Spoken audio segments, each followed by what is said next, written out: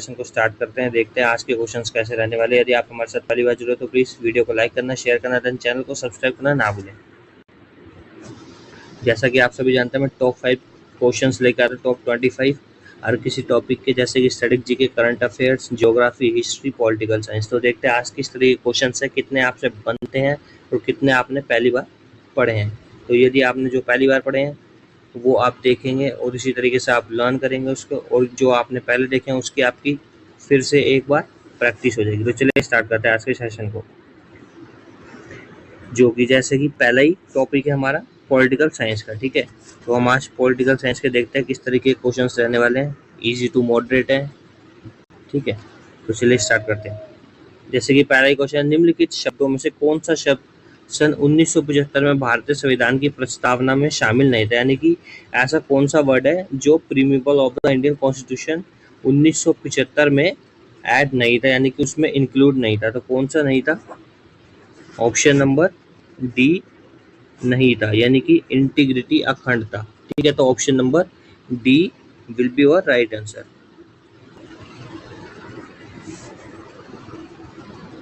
भारत की देशी रियासतों के विलय में किन दो व्यक्तियों ने महत्वपूर्ण भूमिका निभाई थी? तो ठीक है, तो जो देशी रजवाड़े बोलते हैं या रियासतें बोलते हैं, ठीक है, उसको भारत के अंदर विलय कराने में सर्वप्रथम सबसे इम्पोर्टेंट रोल किसने निभाया था? तो दो व्यक्ति थे। कौन कौन? मुख्य रूप से सरदार पटेल जी और दूसरे वीपी मेनन। ठीक है, तो ऑप्शन नंबर बी हमारा राइट हो जाएगा। तो option number B will be your right answer. भारतीय संविधान में मौलिक कर्तव्यों को किस वर्ष शामिल किया गया? तो फंडामेंटल ड्यूटीज जिसे बोलते हैं। ठीक है, अब फंडामेंटल ड्यूटीज की बात आई है। ठीक है, तो फंडामेंटल ड्यूटीज, अब इससे क्या क्या क्वेश्चन बनते हैं? फंडामेंटल ड्यूटीज से बनते हैं कि आर्टिकल किसके अंदर दर्शाए गए हैं? 51 के अंदर, 51A के, और कौन से पार्ट में है? तो पार्ट कौन सा हो जाएगा आपका? Part 4A। ठीक है, अब बात आती है कब जोड़े गए थे। तो कब जोड़े गए थे? कौन से कॉन्स्टिट्यूशनल अमेंडमेंट के तहत जोड़े गए थे? तो 42 कॉन्स्टिट्यूशनल अमेंडमेंट 196 के तहत जोड़े गए थे। तो option number C will be your right answer. संविधान सभा के स्थायी अध्यक्ष थे। तो संविधान सभा के स्थायी अध्यक्ष कौन थे? Doctor Rajendra Prasad.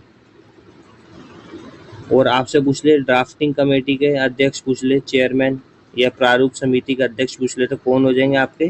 Doctor BR Ambedkar. ठीक है, प्रारूप समिति। तो option number B will be your right answer. कौन सा अनुच्छेद राष्ट्रपति के विशेष अभिभाषण से संबंधित है? तो कौन सा ऐसा आर्टिकल है जो राष्ट्रपति की स्पेशल स्पीच से संबंधित है? तो कौन सा? आर्टिकल 87, यानी कि article 87। So option number D will be your right answer. अब अगला क्वेश्चन जो हमारा टॉपिक है दोस्तों, हिस्ट्री का है। अब आप देख सकते हैं कि आपके पॉलिटिकल में 5 में से कितने मार्क्स बने हैं, कि आपके 3 सही हैं, 4 सही हैं। यदि 5 सही है तो बहुत ही आपकी अच्छी प्रिपरेशन है और वेल बेटर कर सकते हैं। ठीक है, तो चलिए देखते हैं। खिलाफत आंदोलन 1919 में डैश में शुरू हुआ, तो कहाँ पे होता? भारत में मुसलमानों को एक करने के लिए, राष्ट्रीय आंदोलनों में कांग्रेस को सहयोग देने के लिए, तुर्की के खलीफा के प्रति खराब व्यवहार के विरुद्ध प्रतिरोध करने के लिए, या मुस्लिम लीग आंदोलनों का विरोध करने के लिए। तो कौन सा सही हो जाएगा आपका? ऐसा कौन सा रीजन है जब 1919 में जो खिलाफत आंदोलन हुआ था वो किसके लिए हुआ था? तो option number C will be your right answer. ठीक है, अब यहाँ एक चीज लिखिए, तुर्की के खलीफा के प्रति खराब व्यवहार। ठीक है, कभी की बार खलीफा का नाम भी पूछ लेता है तो वो भी आपको याद होना चाहिए। उसका नाम क्या था कि उसे इस नाम से जाना जाता था, खलीफा के पद को ये भी बोल सकते हैं, मुस्तफा कमाल पाशा। ठीक है, तो इतना आप याद रखेंगे। तो option number C will be your right answer. Vijayanagara और बहमनी सुल्तानों के बीच किस स्थान पर नियंत्रण के लिए बार बार लड़ाई हुई थी? तो कब हुई थी? रायचूर दोआब पे हुई थी। ठीक है, अब विजयनगर का क्वेश्चन है, तो विजयनगर को बसाया किसने था? दो भाइयों ने 1336 में, हरिहर और बुक्का। ठीक है, दो भाइयों ने बसाया था। और जो इसके प्रति, या आप बोल सकते हैं विजयनगर का जो पतन हुआ, इस तरीके से भी क्वेश्चन हो सकता है कि कौन सी लड़ाई के अंदर हुआ था। ठीक है, तो कब हुई थी वो लड़ाई जिससे आप बोलते हैं तालीकोटा युद्ध, ठीक है। तो ये भी बहमनी साम्राज्य है और विजयनगर से रिलेटेड एक युद्ध था, तो इतना आप याद रखेंगे। तो option number A will be your right answer. किस वायसराय के दौरान महारानी विक्टोरिया को दिल्ली दरबार में केसर ए हिंद का टाइटल पहनाया गया, ठीक है, यह ताज पहनाया गया? तो उस समय कौन था वायसराय? लॉर्ड लिटन, ठीक है। तो option number B will be your right answer. Nizamuddin Auliya किस सिलसिले के प्रख्यात संत थे? तो निजामुद्दीन औलिया किस सिलसिले के प्रख्यात संत थे? तो ऑप्शन नंबर बी चिश्ती सिलसिला, ठीक है। अब बात आती है निजामुद्दीन औलिया के बारे में, ठीक है। Option number B will be your right answer, Nizamuddin Auliya, ठीक है। निजामुद्दीन औलिया को एक नाम से और जाना जाता है, ठीक है। तो ये भी आप याद रखेंगे, महबूब ए इलाही, ठीक है। तो ये भी आप याद रखेंगे, महबूब ए इलाही का टाइटल किसके लिए है? तो निजामुद्दीन औलिया। तो निजामुद्दीन औलिया जो है, इन्होंने एक स्पीच या एक नारा दिया था, या एक पंक्ति गई थी, हुनूस दिल्ली दूरस्त, यानी दिल्ली जो है अभी दूर है, ठीक है। और ये किसके गुरु थे? अमीर खुसरो के। तो इतना आप याद रखेंगे। तो option number B will be your right answer. Bharat में मानव के अस्तित्व का सबसे पहला प्रमाण किस स्थान पर मिलता है? मैकल हिल्स, सिंधु घाटी, नर्मदा घाटी या नल्ला मल्ला हिल्स? तो कहाँ मिलता है? ऑप्शन नंबर सी नर्मदा घाटी पर, ठीक है। तो option number C will be your right answer. अब अगला सेशन है दोस्तों, कौन सा टॉपिक हमारा? ज्योग्राफी का। ज्योग्राफी में देखते क्या है, भारत में कौन से राज्य की तटरेखा सबसे छोटी है? तो सबसे छोटी या सबसे स्मॉलेस्ट कोस्ट लाइन जो है किसकी है? आपके गुजरात स्टेट की। और सबसे आपसे लॉन्गेस्ट पूछ लेगा तो लॉन्गेस्ट किसकी है? गुजरात स्टेट की। तो इतना आप याद रखेंगे। तो option number D will be your right answer. दक्षिण एशिया का सबसे बड़ा मरुस्थल कौन सा है? दक्षिण एशिया का सबसे बड़ा मरुस्थल कौन सा है? Option number B Thar desert. निम्न में से किस शहर को यूरोप की तेल राजधानी के रूप में जाना जाता है? Belfast, Aberdeen, Leeds, Liverpool? तो कौन सी है? ऑप्शन नंबर बी एबरडीन जो है शहर यूरोप की तेल राजधानी के रूप में जाना जाता है। तो option number B will be your right answer. Bharat में डैश खनिजों का समृद्ध पठार है, कौन सा है? छोटा नागपुर प्लेटू या डेक्कन प्लेटू या मैसूर प्लेटू या मालवा प्लेटू? तो कौन? ऑप्शन नंबर ए हमारा राइट हो जाएगा। Option number A will be your right answer, यानी कि भारत में जो मालवा का पठार है वो खनिजों का समृद्ध पठार है। ग्रेट आर्टिजियन बेसिन निम्न में से कहाँ स्थित है? तो option number B will be your right answer, यानी कि अर्जेंटीना में स्थित है, ठीक है। अब एक आपसे पूछता है डेथ रूट कहाँ पड़ता है, ठीक है, या डेथ वैली कहाँ पड़ती है, ठीक है। तो ये आप कमेंट करके बताना डेथ वैली कहाँ पड़ती है, ठीक है। अब अगला जो टॉपिक हमारा स्टैटिक जीके का। तो स्टैटिक जीके में क्या है? बोडो जनजाति कहाँ निवास करती है? तो बोडो जनजाति कहाँ करती है? आपकी आसाम स्टेट के अंदर। इसी तरीके से आपसे एक क्वेश्चन पूछता है सबसे इम्पोर्टेंट, मेघालय के ट्राइब्स के लिए। मेघालय में कौन कौन सी होती है? खासी, गारो और एक आपकी जयंतिया, ठीक है। इस तरीके से क्वेश्चन बहुत से एग्जाम में आया कि जयंतिया ट्राइब्स कहाँ निवास करती है? तो मेघालय में। Option number D will be your right answer.